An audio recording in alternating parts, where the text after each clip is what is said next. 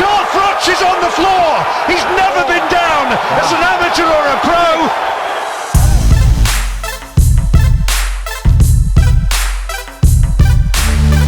The biggest fight of Carl Froch's career. When he took the title, defeating Jean Pascal, it was one of the fights of the year. He will in all probability have to move on a level if he is to retain his title tonight against Jermaine Taylor, once the best middleweight in the world and now bidding to assert himself as the best super middleweight. Carl Froch, I have to say, in that corner looks a little bit tense, looks a little bit nervous, and Jermaine Taylor has a reputation of being a real fast starter.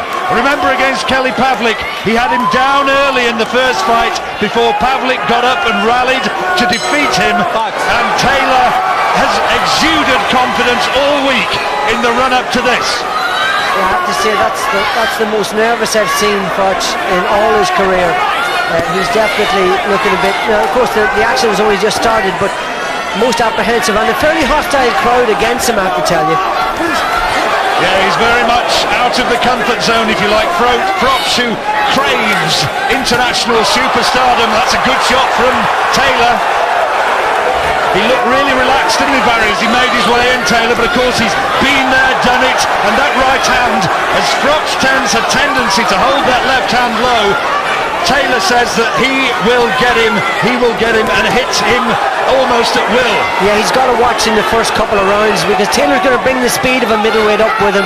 He was an outstanding amateur as well, so he's got to keep those hands a bit higher.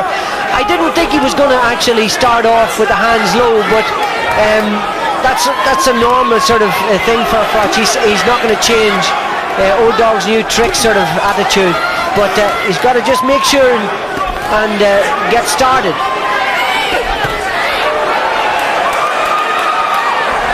Taylor, who's slightly the taller man, maybe has a slight reach advantage. Froch says that strength will be on his side and that he trusts in the power that's brought him 19 stoppage wins in his 24 pro fights in that career, which goes back to 2002. But I have to say that Taylor has started well here. Yeah, Taylor has started well. Good right hands over the top, but I always thought that was going to happen, in fairness, because Froch does leave himself open against Jean Pascal. He done the same thing in the early stages of the fight. It was very worrying for us sitting ringside, because he was nailed hard and often, so he's got to be careful against this guy too. He's just got to keep that left hand marginally higher, but there's nothing in it at this stage. Taylor's made the slightly better start. Taylor just looks as though at this stage he has maybe the edge in hand speed, perhaps a little bit of tension in Froch. Sure, he's going to have a few doubts in his mind, first time that he's fought in this sort of an environment. That's better. Good right hand. Your hands in. He's got to try and back Taylor up. That's the way to beat him. Against Pavlik too, he was much more effective when he backed Pavlik up. When Pavlik backed him up, it was a different story. And Froch has got to use his natural strength, and the fact that he's campaigned all his career at super middleweight. Good left hook from Taylor as well.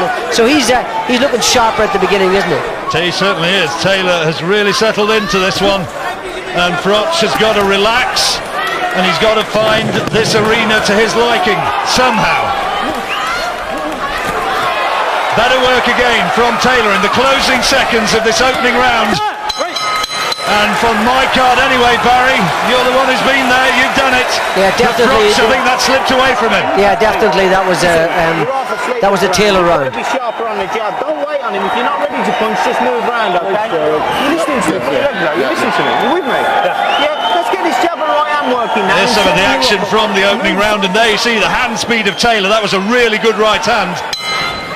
Now, Carl, I think you got the message loud and clear from Robert McCracken. Just settle down and do what you've been practicing in the long weeks of preparation at the training camp up by Niagara Falls.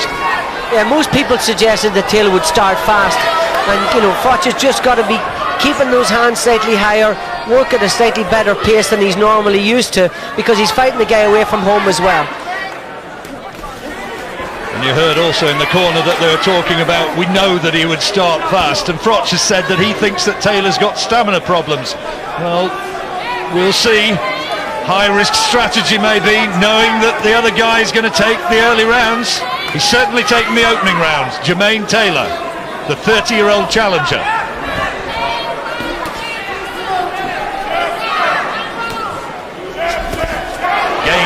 Good hand speed. Good jab from Taylor too. He's not got to allow that to happen. Froch has got to try and keep his jab and back him up as much as he can. I think that's the way to beat Taylor, backing him up. Taylor's got power himself. 17 knockout wins. And I know, speaking to a few people in the run-up to this, those whose opinions I really respect, and they've said, yeah, Jermaine Taylor, he might have had one or two indifferent performances, but he might still have great performances within him. Yeah, he's got fast hands. It's the fast hands that you've got to be careful with. Froch, he's just got to keep those hands slightly higher, and he's got to work a slightly better pace and try and put Taylor on the back foot as opposed to letting him come forward. He's just got to try and increase the pace, but there's very little in it at this stage, and fairly predictable really at this stage. Good jab again from Taylor. Oh goodness me, he tried to unwind with that, didn't he? Yeah, there's wind in that right hand.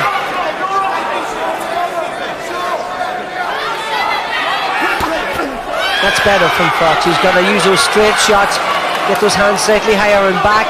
Taylor up, take the centre of the ring away, and when he steps back he's got to take his space. Against Jean Pascal, he first of all, Froch, was really the macho man, wasn't he, taking the first 5 or 6 rounds, and then when Pascal had blown himself out, Froch relied on boxing skills to win that world title. He was genuinely hurt in the early stages of the fight against Pascal.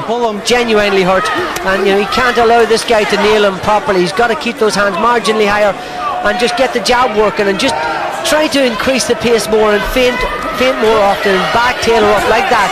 Throw the right hand as well. It's done better in this second round for me, Barry. He's settled down into it a bit. Froch looked very tense in the opener. Yeah. But he doesn't necessarily want to get dragged into a toe-to-toe war. Yeah. And Taylor's showing readiness to trade. An exciting, dramatic last few seconds. Taking the fight out of him, but don't pull out. Get these gloves up and use these gloves to block, alright? Well, Robert McCracken saying that it's one apiece there, Barry. I'm not so sure. I didn't agree with that. I thought Taylor won both those rounds. Just nicked the second, but clearly won the first. But he said to him, you've got to keep those hands up. This is the thing we all were worried about early in the fight. He's going, he's got to keep those hands a bit, a bit higher, and he's got to throw more shots. He's got to work a bit harder. He tends to be a bit lackadaisical in the early stages of the fight, Froch. At this stage, he's lost those first 2 rounds, so he's got to pick the pace up. And I'm sure that Robert McCracken would have been just a little bit concerned the way that he was prepared at the end of that second round to gamble, to wing in long shots and to trade with Taylor. And as we've said, that's better from Froch. That's a really good left hand. That's the way he's got to do it. Straight shots up the middle, and then when he gets him to the ropes, as Robert said, just shorten the shot, shorten the hooks, and then get those off quickly. You can see Taylor though looking for that right hand. Froch says, yeah, it looks as though I get caught a lot, but I ride a lot of the punches. Well, we'll see. Maybe that he'll have to. Good left hook, that's better. The right hand should be on the back of that too. That's more like it. Good stuff from Froch. He's got to back the champion or the challenger up. That's the way to do it. He's got to just bully him, use his physical strength. He's visibly growing in confidence, Froch. He doesn't want to drop his hands though. He has that annoying habit of keeping those hands, waist high. I just don't understand that from the fight. Taking a big right hand there, it's hurt him. Big right hand from Taylor. It's come back well, Froch. But those hands are so seriously low. Even look at Taylor's relaxed, but his hands are up near his chest and up near his chin. He's almost almost him up in a second. Almost inviting him to come in, isn't he? The way he drops those hands like that, and he got punished for it. Taylor's fancying it. Froch started the round well. Good start to the round, but he was badly hurt there. Not badly hurt, but he was hurt. Stunned. And he can't allow that to continue to happen. Another right hand. Taylor's moving in, trying to punish Froch. And Froch looks a little bit disorganised. And he's gone! For the first time in his career, Carl Froch is on the floor. He's never been down as an amateur or a pro. This is real danger signs for Carl Froch. Taylor will look to finish it right here, right now, in this third round. There's only 20 seconds left in the round, so he can survive, but he didn't look that badly hurt, but he was shaking early in the round. That was a tremendous right hand over the top. What is he doing with these hands, chest high or waist high? He's got to get them up higher. Now the conditioning tells. How will he recover? And the bell got to get through this round. A moment too soon. He goes back to his corner a little bit disconsolately, stunned, shaken, and on the right end of a 10-8. Put your legs out. You had that round under control, and then you went in for a big shot and left yourself wide open. Look at him here. Look at the way he looks nervous. He's afraid of this right hand coming over the top. And there's the second one. Hit him on the cheekbone, not on the chin. And he looks confused from the start of this fight. He's looked at like he's a little out of kilter. And I can see that Robert McCracken in the corner. He's got to get his hands up. He's got to be sharper. Normally, Robert McCracken, such a cool and composed character, but that's about as close to a riot act as I've ever heard him deliver to Carl Froch. And Froch now knows he's been down in that third round. If he's going to win it, he's got to win big, and he's got to somehow settle into this fight. Taylor at the moment is looking a potential champion. Well, I know we disagree in the second round, John, but I have this 4 rounds up for Taylor. That's more like it, Froch. You've got to back him up. You've got to throw your punches straight, then switch your hooks. Of course, his head is still groggy, and he's still trying to clear his head, but he's got to get into this fight. Got to impose himself. He's surely, I think, got to have nerves which are consuming him in the run-up to this fight. And has that contributed to what has been a really slow start? Anxious moments, and he's not really worked Jermaine Taylor out yet. Yeah, he's not. Well, nothing's working for him so far, and he's walking on to punches. Even when he's taking the fight to Taylor, it's not tidy. It's not the normal Froch. He's normally got a beautiful rapier-like left jab, but he's still trying to fight to clear his head. But he's got to have a bit of luck soon. He's got to try and hurt Taylor.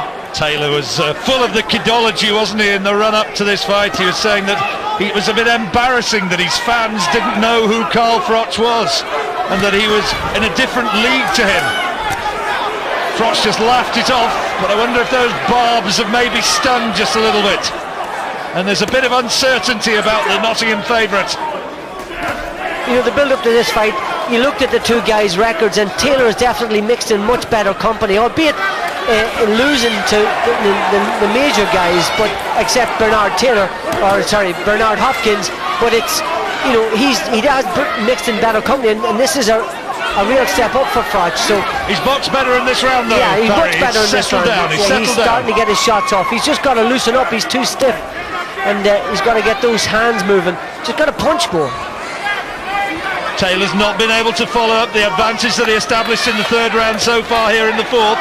Froch has done well, trying to work off the jab, as his trainer Robert McCracken was saying.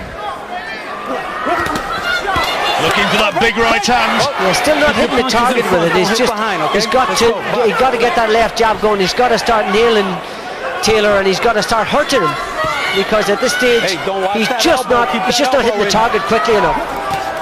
Referee Michael Ortega trying to keep it clean, and there was a good left hand went in, a good body shot from Taylor, which instantaneously got a buzz of response from ringside, and the judges, I'm sure, cannot help to be swayed just a little bit by the fact that the support is so overwhelmingly at ringside in favour of Jermaine Taylor. We move now into the fifth round. And Froch, who won this title and said that he wants in the next 4 years to make himself a superstar of world boxing, has it all to do here in Connecticut. Better start from him now. Good jabs from Taylor, with hand speed from the American. That's better from Froch. He's got to start working now and keep him on the back foot, keep him backing up. Taylor had the chance to fight take this fight over in the UK and made no secret of the fact that he didn't want to. He said, well, why should I? Double left hook as he walked forward there, John. Walked over to double left hook, Taylor.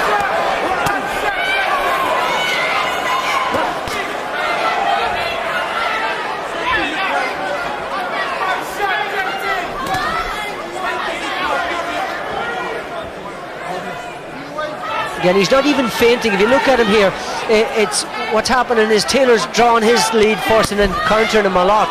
He's not able to back him up effectively, Froch. He's got to get that jab going. He's got to get the right hand. And his hands are down too low and he's showing his shots too much. And they step up in class, Taylor's able to see them. Bad Intentions is Jermaine Taylor's ring nickname, and he's full of them tonight. Yeah, more feints, use that jab and then bang the right hand over the top. When you think Froch was down heavily in the third round, though, he has come back well. Yeah, he's come back terrifically well. Showing his conditioning and his strength. Again, he's still been outsped here with this jab and those shots. And again, he's not effective when he's backed up. That's a good right hand, mind. A good right hand from Froch.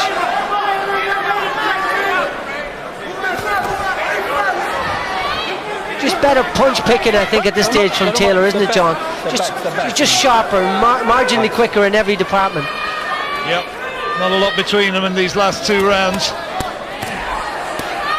But he has come in here sharp, and he's well conditioned clearly. On the back of that win against Jeff Lacey. People made maybe a little bit too much of that because Lacey hasn't been the same since Joe Calzaghe got hold of him. But Taylor here is boxing well. I agree, he's just marginally quicker and looking more impressive with all those shots, and his hands are higher there, and he's able to get him up to block that right hand over the top from Froch so far. At last though, Froch is just starting to be able to maybe back him up a little bit. He's starting to force him back, but he's not effective with his aggression at this stage. He's still not effective, still not landing with enough of those punches. Good right uppercut, just whiskered past the chin of Jermaine Taylor. But again, Taylor just looking the better of the two. Oh, a bit of afters there, and referee Michael Ortega had to step between them. Bit of feeling. Good crowd packed into the arena. And Froch, as they move towards the sixth round, really does have it all to do.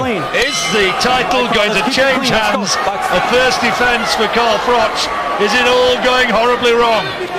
I've given him a share of the last round, John, but I haven't given him a clear round up until now. So, you know, he needs to step up.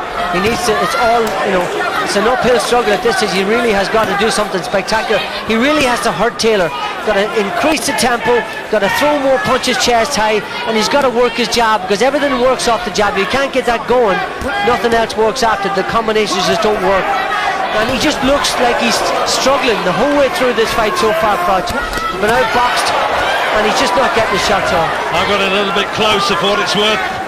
Second round, I thought Froch maybe edged it, and possibly the fourth as well, as he recovered from that third round knockdown. But there's no question as to who's ahead on the cards. And Taylor is looking full of confidence, isn't he? Look at the speed of that jab. I mean, Robert. Oh, good right hand. Is this the start of it? That's Froch's best punch of the fight. That's a beautiful shot. Absolutely.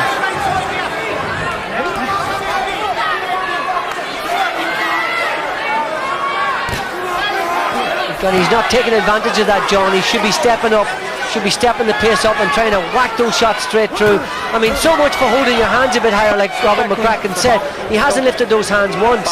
You know, these are ingrained old bad habits. He's got to get those hands higher and not let Taylor come back at him. That's better. It's a much better work from. He's visibly growing in confidence, Froch. The third round and that awful knockdown. It's disappearing. The memory is starting to be erased. He's really into this fight now. His head's starting to clear, obviously, but you know he keeps getting caught like that. Even that one was a cuffing one round the back. You know, those hands are so low. Shoot.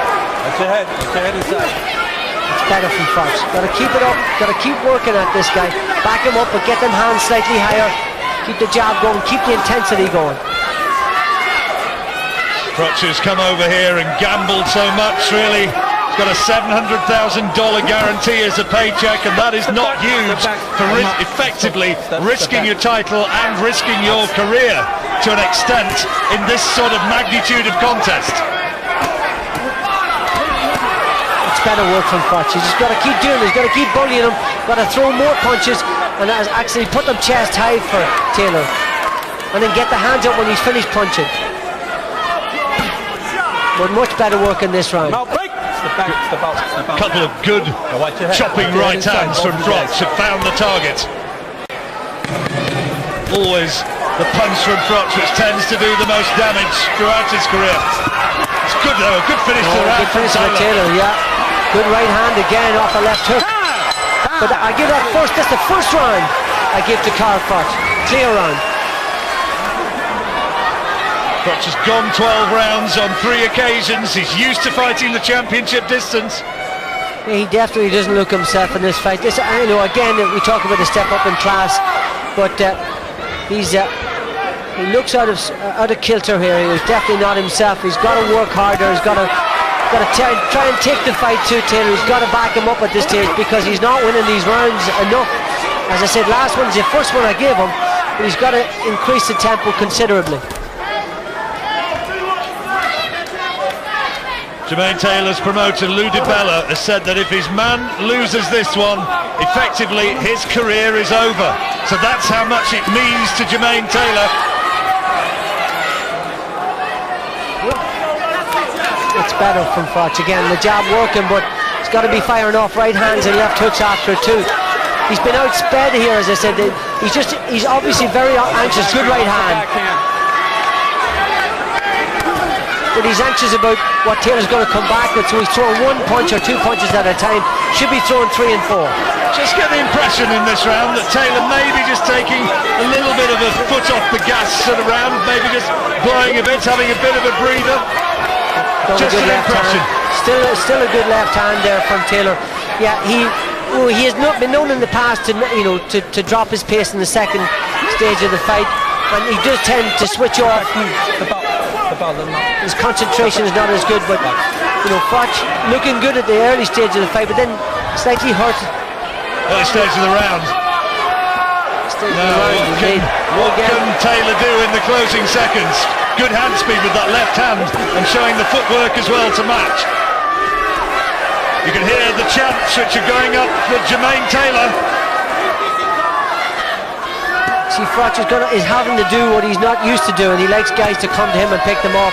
He's now having to take the fight to Taylor, and it's uncomfortable territory, and he has been picked.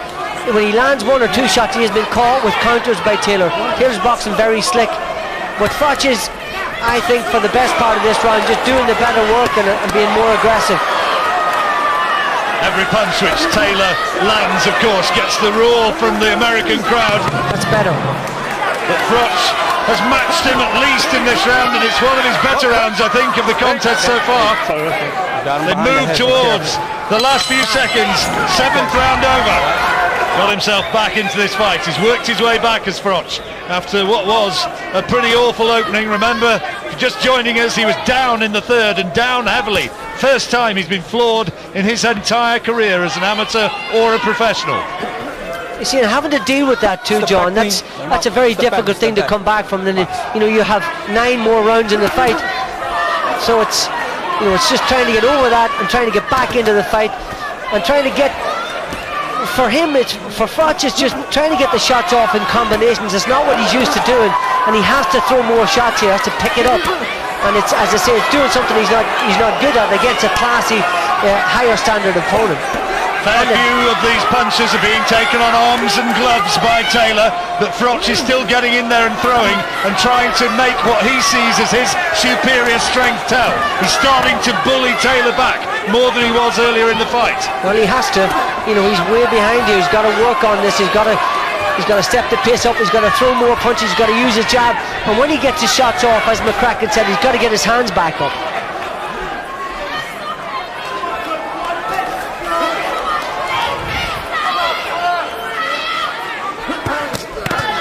Good shot, good left hand from Froch. Just starting to get to Taylor a little bit more. good left hand that Taylor had to absorb.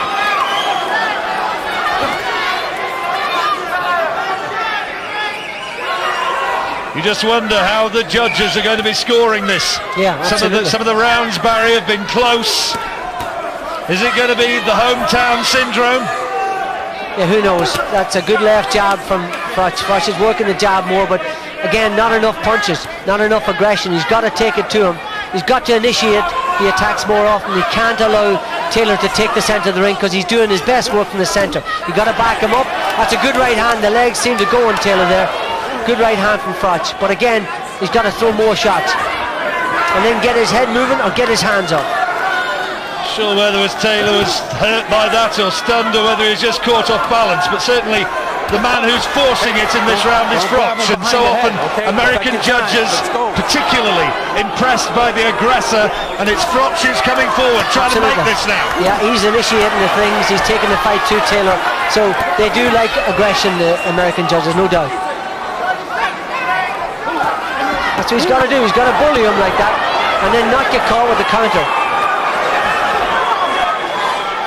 Good footwork from Taylor getting him out of that corner, but he wasn't really able to land too much, but that's a solid right hand. And again, Froch in the closing seconds of the 8th looks a little bit disorganised. Big left hand as well. And Froch in anxious times as they come to the last few seconds of another dramatic round. It's very worrying for Froch. Froch looks in big trouble here.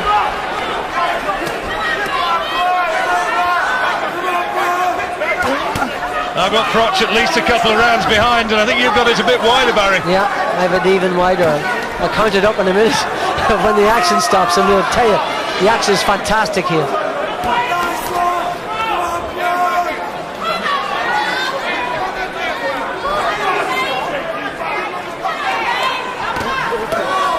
It's a better jab. Again, he still looks like he's confused. He still looks like he's fighting through a haze here, and the fast and quicker punches are coming from Taylor. Just not able to stop this guy. He's not able to force him back, and he hasn't hurt him yet really badly.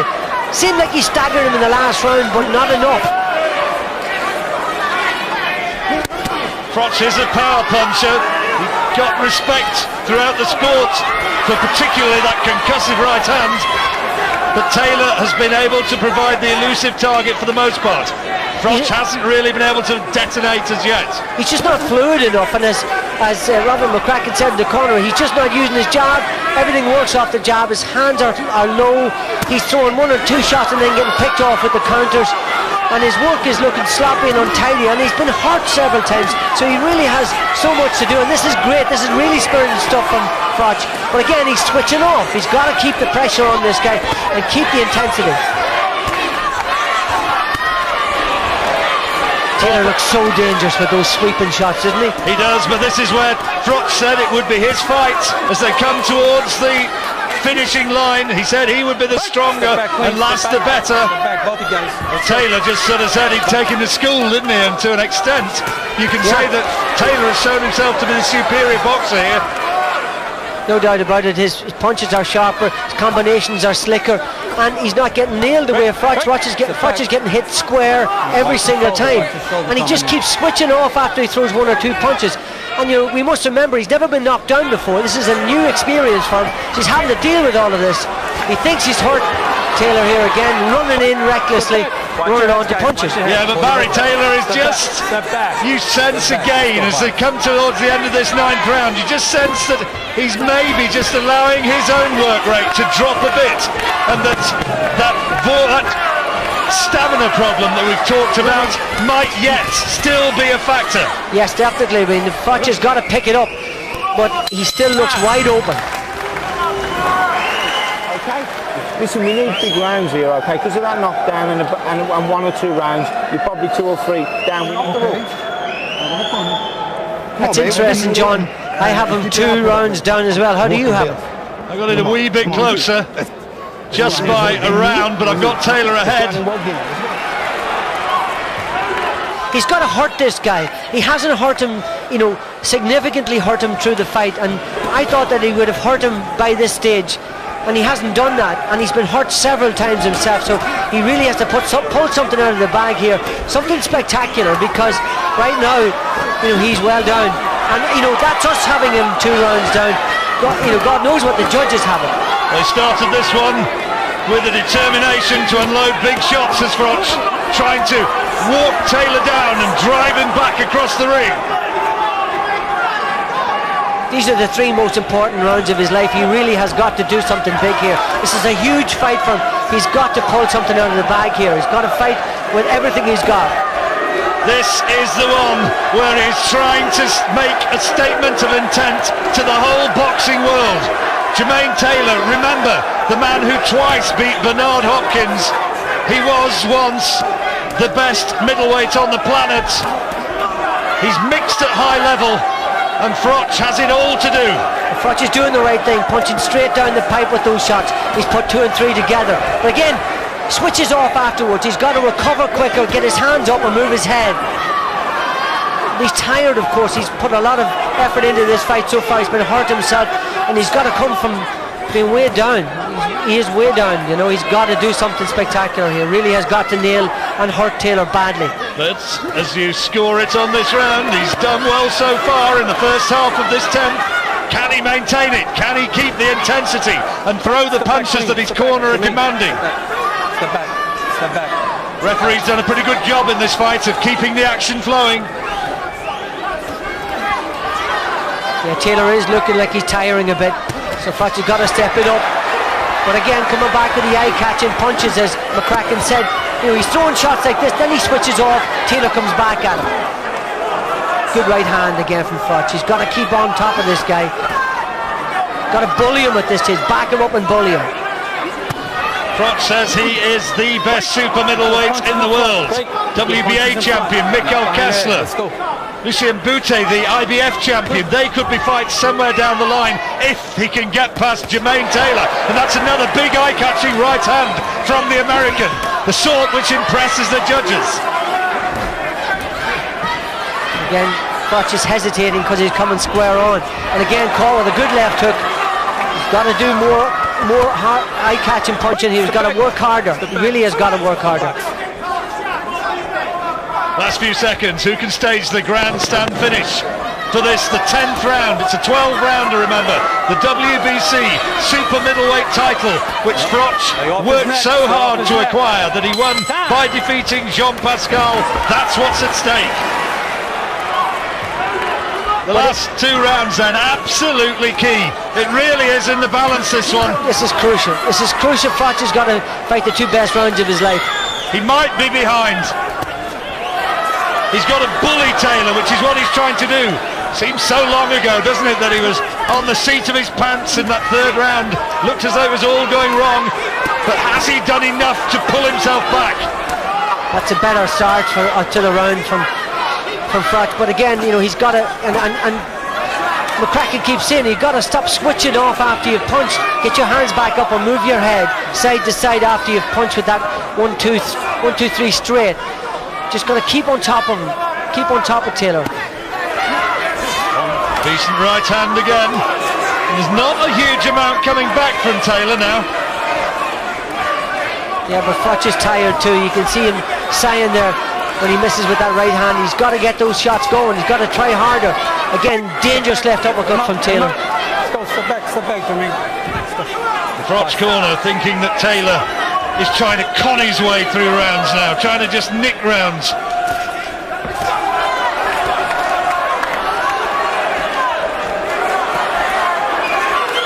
Good uppercut, but not enough. Where's the left hook? Come on, Froch, you got to work harder. You're holding and hitting, okay? You can't hit. Hold, let's go. So much at stake. That's good from Taylor. Good work, accurate work. Right hand in there, Barry. Right hand from Taylor. Froch took it well, but it landed pretty flush. Now it's Macho Man time from Carl Froch. He's digging deep. That's what he's got to do. Good right hand. Off. Great right hand. Left uppercut. Got to stay on top of him. Get them hands up. Come on, his hands are low. So dangerously low. Oh dear me. Another good shot from Taylor. And listen to the response of the crowd. Every time he lands one of those big punches, they're on their feet, and this is anxious moments again for Froch as he's bullied back. What a round! Oh yeah. What a round, Barry. tremendous round. I mean, Froch, by and large, pushed him back and looked like doing the better work, but the flashy stuff is coming from Taylor. So how do you separate these guys at this stage? Who wants it the more? And who is landing the cleaner shots? The chance for Taylor. Break. Step back, guys. Let's go. The last few seconds of a really richly dramatic 11th round. And Taylor has rallied. Oh, he hurt him there. Hurt him with that left hook, Froch. He really did hurt him. Step back. Let's go. But he's exhausted. You can see Froch is really tired here. He's sloppy with his combinations. Huge effort from Froch in that round, but the more eye-catching work came from Jermaine Taylor, and the crowd is loving every moment. I give it an even round because of the fact he walked onto so many clean shots, and the more eye-catching stuff coming from Taylor. Still, I give it an even round, so I have him one round down, but into the last round. So he really has to win this big, Froch. Well, I've got it the same, by not the same route. I actually think Taylor won that last round, but it could well be all on this final round. 3 minutes could decide the destiny of this world title fight. Carl Froch, can he dig deep? He's been told by his corner, you've not only got to win it, you've got to win it big. It cannot be spelt out more clearly. Good left hand from Froch.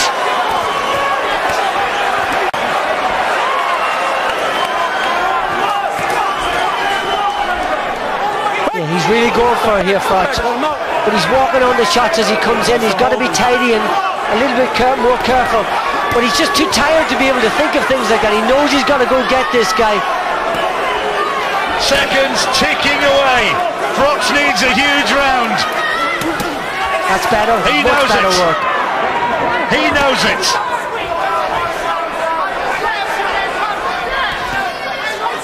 The 31-year-old from That's a good Nottingham. right hand. The legs went, and Taylor again. He's on him like a shot. He senses now that this Yes. could be his moment. There's a big right hand. Oh, and his legs Taylor's are on his gone. mark. Taylor's legs are gone, definitely. Taylor's in trouble. Wanting to hold on. He's dazed, bemused, looks across to his corner, looking for guidance. But there's only one man who can sort this out. Oh, he's still hurt, John. His legs are unsteady there. Good work from Froch. Could it be extraordinarily that Froch might take him out? He believes he can end this. He's trying to knock him out. Naked bravery. Carl Froch has rallied and shown a real champion's resolve. And just look great at right this. hand over the top. Taylor's in trouble. He's in real trouble here. Good combination from Froch. Oh, Froch Taylor is is tired. unravelling before our eyes. He's fighting on instinct. What a fight. What a fight. Landed a couple of big right hands of his own, Taylor. But Froch again goes looking for the American. Can he take him out? down? He has! He has, and it might be that this fight is going to end right here. I don't think Taylor can get up. He's counts at 8, at 9. Well, that was... If that wasn't a long count, it certainly looked like he was given every moment of those 10 seconds. But Froch can end this fight big right attack. now. Nothing coming back from Taylor. Oh, he It's stopped all it. over. It's all over with 15 seconds to go in the very last round. What a turnaround. What a Carl finish. Froch. Carl Froch, who was down in the third round, told by his corner that he needed a big last round. It means so much to him. He is still the champion of the world, and that is a real champion's performance in those last 3 minutes. Just stunning. This is how the end came. And right hand over the top was the one, and he followed it up with another right hand here. This is the initial knockdown. This is where he hurt him. Not that beautiful right hand through the middle, and it was all downhill from here. We're told he was behind on 2 of the judges' scorecards by 4 rounds, so he really did need this knockout. Yeah, and I think he knew that. Down deep, he knew that. So he had to pull out this type of a finish, just non-stop punching until the referee jumps in. And referee he gave up. Look at Taylor's face there. He knew he was gone at that stage. Carl Froch really showed, it might not have been sweet science stuff, but what a fighting man. I mean, where does that stand for you, Barry? Well, you can't compare it with Lloyd Hunnigan or someone like Ken Buchanan because he was coming back, but what a comeback. Like Doug DeWitt, Nigel Benn back in the late 80s, what a performance.